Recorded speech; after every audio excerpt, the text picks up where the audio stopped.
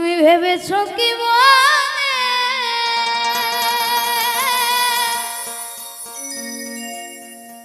এই ত্রিভুবনে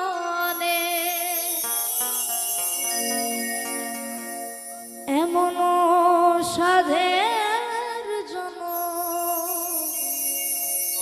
এমন মানব জন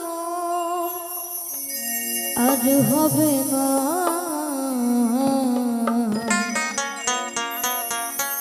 হে দীনদয়াল হরি,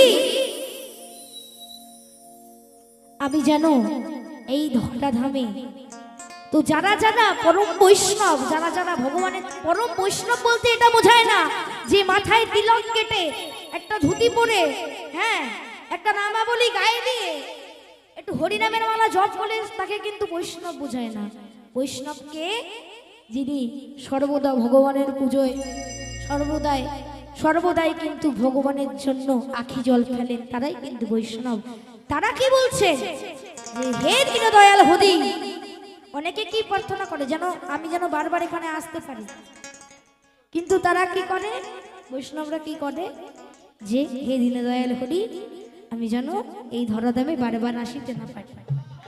হ্যাঁ, তো কারণটা কি?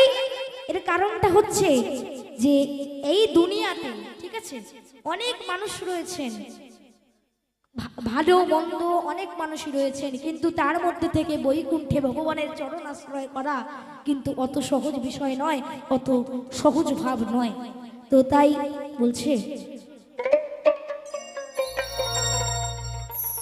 তো বাউল গান মানে কিন্তু শুধু যে কঠিন ভাব তা নয়, সরলতার মধ্যেও কিন্তু বাউলকে বোঝা যায়। তো তাই বলছে, এই এমন মানব জনম এমন সাধের জন্ম আর হবে না।